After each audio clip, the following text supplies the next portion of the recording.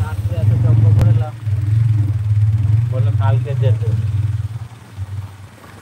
Video করে করে ভাষা দেবো। হ্যাঁ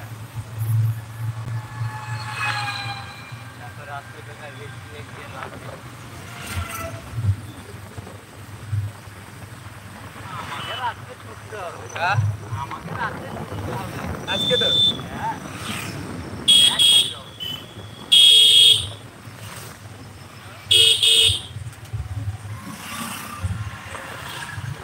মানুষের কথাবার্তা যদি ঠিক না রয় না, সেখানে কোনো কিছু কাজ করবে না।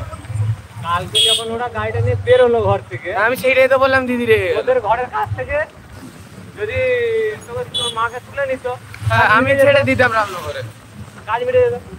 গাড়িটা যখন রামনগরে চলে এলো তখন তোর মাকে বললো, হ্যাঁ। তোর মা যখন আমাকে ফোন করলো তখন বালিশ তখন বালিশাই চলে গেল, হ্যাঁ মানে সবার নাগালের বাইরে চলে গেল।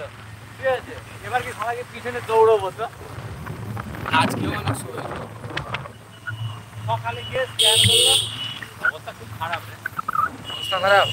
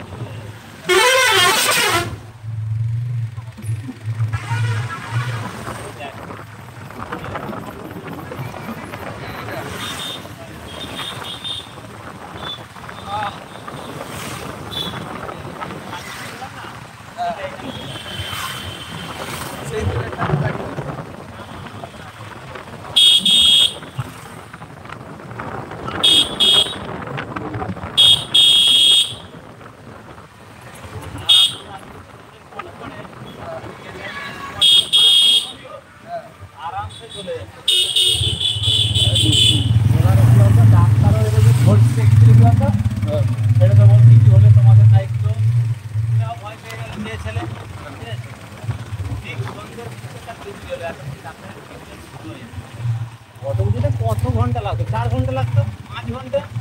আর আবার ভাড়া কোনো জায়গায় তো দাঁড়াবে না।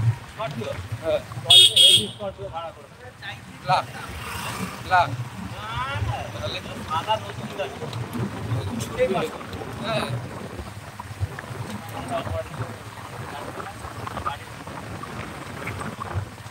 আগে যে আবার স্করপিও নিয়ে গেছিলাম না, হ্যাঁ ঠিক আছে, সব ঠিক করে গেলাম, গাড়ি হাতিও চলে গেল। কাঁচি থেকে না হয়ে গেছে। মাটি পর্যন্ত গাড়ি চলে গেছিল। দিয়ে এরা বললো তো সেই গ্রাম সদস্য যে এলো, এসে বললো এটা হবে না ওটা হবে না, তার মা আসবে, তার মা যতক্ষণে ডিসিশন নেবে ততক্ষণে ঝাউগড়ে নাম্বার পড়ে যাবে। এর ক্ষতিটা কার হবে বলতো? বাড়ির লোক তার কি না, তার দুদিনে তালা, তাদের ক্ষতি করতে হবে, ক্ষতি হবে তোদের। বুঝতে পারছিস না তো? সে বুঝতে পেরে গেছি আমি, বলবো গিয়ে ক্ষতিটা কাদের হবে? ক্ষতি তাদের হবে তো রে। চল উপরে চল, বন্ধ করছে।